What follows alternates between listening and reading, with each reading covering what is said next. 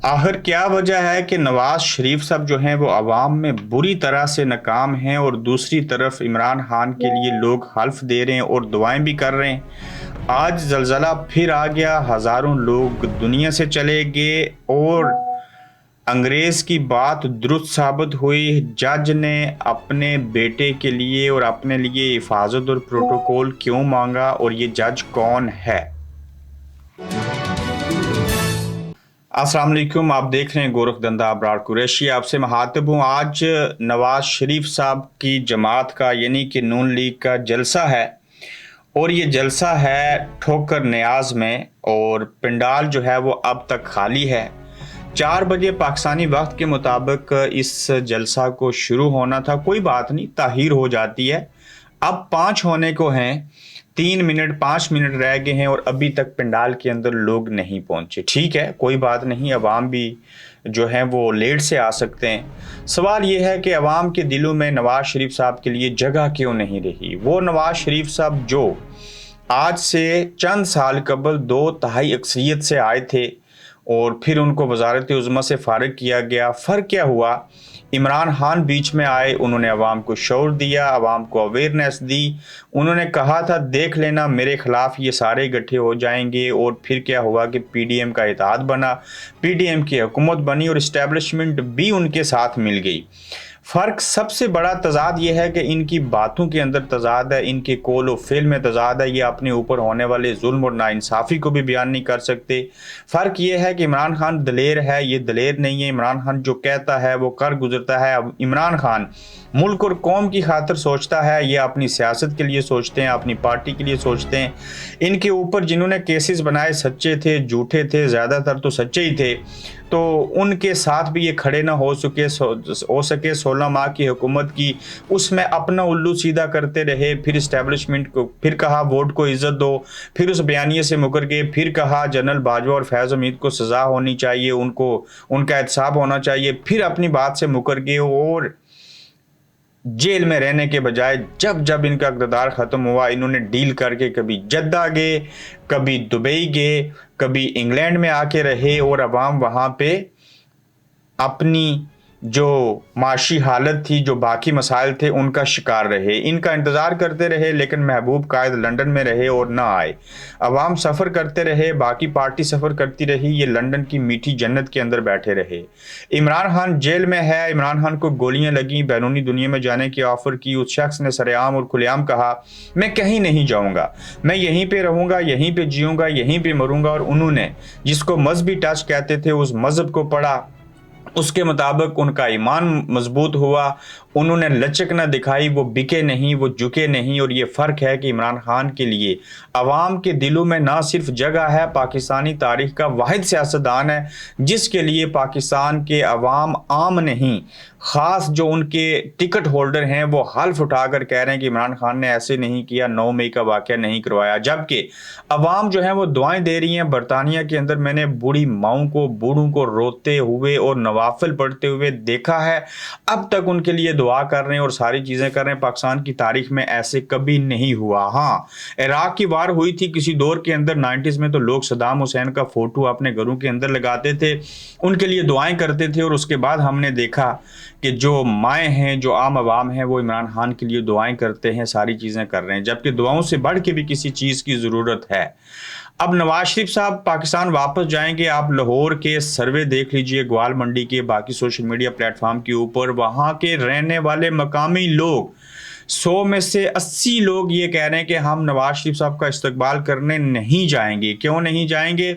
जनाब, इमरान खान अच्छा है और इमरान खान का नया नाम बीप पड़ चुका है। और उस सर्वे के अंदर जब अवाम इमरान खान का नाम लेते हैं तो उनको बीप लगानी पड़ती है कि उनका नाम ना आ जाए, जिसका आप नाम नहीं ले सकते, जिसकी तस्वीर नहीं लगा सकते, जिसकी वीडियो टेलीविज़न पे नहीं आ सकती, उसके साथ अवाम खड़े हैं। और जिनको पाकिस्तान के सरकारी टीवी के ऊपर दिखाया जा रहा है, जो लंदन में बैठे हैं, जिनकी बेटी पाकिस्तान में है, जो जलसा करना चाहते हैं, अभी तक पंडाल खाली है, उनके पास अवाम नहीं जाना चाहते। ये एक वाज़िह तज़ाद है इमरान खान की वो बातें, उनके वो सोच, उनका वो नज़रिया जिसको अवाम समझ चुके हैं और अब इनको वो घास नहीं डालेंगे। हाँ, नवाज शरीफ साहब वापस जाके कुछ ना कुछ बयानियाँ बना लेंगे, कुछ चीज़ें कर लेंगे, क्योंकि इस कौम की मेमोरी बड़ी शॉर्ट है, मगर वो चीज़ नहीं मिल सकेगी जो آج سے چند سال قبل تھی. تو اس سارے عمل کا کریڈٹ پاکستان کے عوام کو جاتا ہے اور عوام سے پہلے کریڈٹ عمران خان کو جاتا ہے جنہوں نے اس پورے نظام کو ایکسپوز کیا. اس میں انہوں نے صحافیوں کو اویئرنیس دی, عوام کو اویئرنیس دی, بیوروکریٹی کو کریسی کو جو ہے وہ سمجھ میں آیا کہ یہ ان کو تو خیر پہلے سے پتا تھا لیکن ہر ایک بندے کو سمجھ میں آ گیا کہ یہ نظام کیسے چلتا ہے. اب عوام کے دلوں میں نواز شریف صاحب کی محبت کیسے پیدا ہوگی, اس کے لیے آپ کو 27 سال اور جدوجہد کرنی پڑے گی, عمران خان سے آگے جانا پڑے گا. عمران خان کے لیے محبت عوام کے دلوں میں ہے, دشمن بھی تعریف کرنے کے اوپر مجبور ہے, اور یہ محبت نفرت میں کیسے بدلے گی یہ آپ کوشش کر رہے ہیں, کرتے جائیے. دوسری طرف ان کے جو لوگ ہیں وہ حلف دے رہے ہیں اور ان کے لیے دعائیں کر رہے ہیں. دیکھتے ہیں کہ یہ اونٹ جو ہے وہ کس کروٹ بیٹھے گا, کس کی جیت ہوگی, کس کی ہار ہوگی. اس کے ساتھ دیکھیے کہ آج بری خبر یہ ہے کہ زلزلہ آ گیا. 8 اکتوبر کو بھی آزاد کشمیر اور پاکستان اور افغانستان میں زلزلہ آیا تھا جس میں ہزاروں لوگوں کی جانیں چلی گئی تھیں. آزاد کشمیر میں تو آج تک جو زلزلہ متاثرین تھے اس میں سے آج بھی وہ فیملیز خاندان ہیں جو بحالی ان کی نہیں ہو سکی, ان کو وہ چیزیں نہیں ملی جس میں کھربوں روپے آئے تھے پاکستان کو امداد کے اصول کے لیے, لیکن اس میں لوٹ کھسوٹ کی گئی. پھر دیکھیے کہ انگریز کی بات سچ ثابت ہوئی اور پاکستان کے اس زلزلہ کے حوالے سے جو ٹیکنالوجی کو دیکھتے ہیں, زاہد رفیع صاحب کا میں نے انٹرویو کیا تھا, وہ کہہ رہے تھے کہ زلزلے کے آنے کا اور باقی چیزوں کا کوئی تعلق نہیں ہے قرآن کے ساتھ, اللہ کے ساتھ, باقی چیزوں کے ساتھ مان لیتے ہیں. انہوں نے یہ دعویٰ کیا تھا کہ یہ جو انگریز ہے یہ ذاتی تشہیر کے لیے اٹینشن سیکر ہے اس لیے ایسے کہہ رہا ہے, لیکن یہ جو ڈچ سائنسدان تھا اس نے جو بات کہی تھی آج افغانستان میں زلزلہ آ گیا اور جو ڈیٹس انہوں نے دی تھی 7 ڈیز کا ٹائم دیا تھا اسی کے دوران آیا, اور 3000 سے زائد لوگ افغانستان کے اندر جو ہیں وہ اس زلزلہ کی زد میں آئے.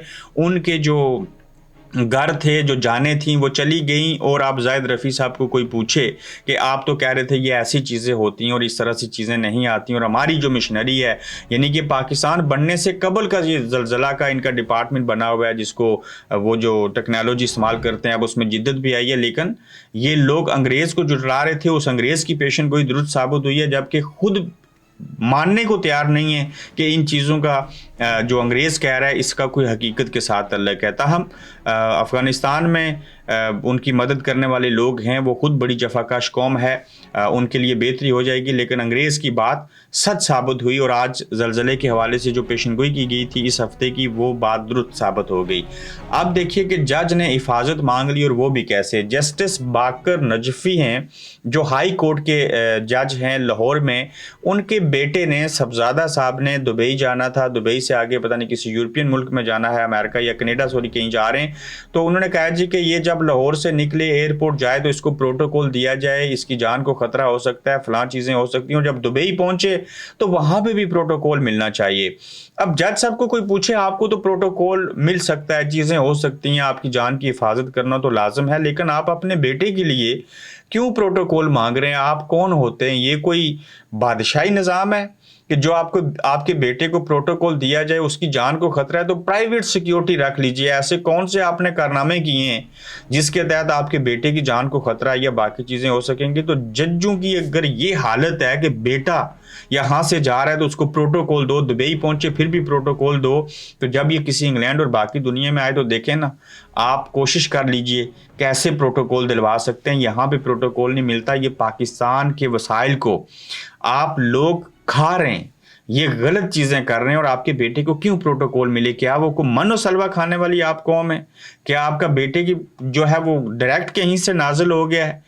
کوئی آپ کو رویل فیملی ہے؟ آپ جج ہیں, ایک عام سی بات ہوتی ہے.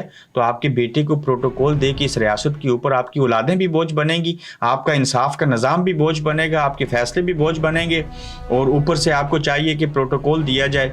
یا تو ہو نا کہ آپ خلفائے راشدین کے دور کی طرح انصاف کر رہے ہوں, ملک کے اندر ساری چیزیں ہوں, پھر تو آپ کے بیٹے کو پروٹوکول مانگنے کی تو ضرورت ہی نہ پڑے. تو یہ جو آپ کے بیٹے کو حفاظت چاہیے, پروٹوکول چاہیے, اس کے ذمہ دار تو آپ لوگ خود ہیں.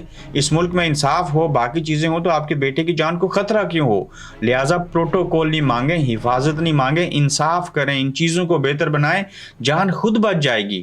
یہ آج کا گورکھ دھندا تھا. اگلے ایپیسوڈ میں پھر آپ سے ملیں گے. آپ دیکھ رہے ہیں گورکھ دھندا ابرار قریشی کے ساتھ.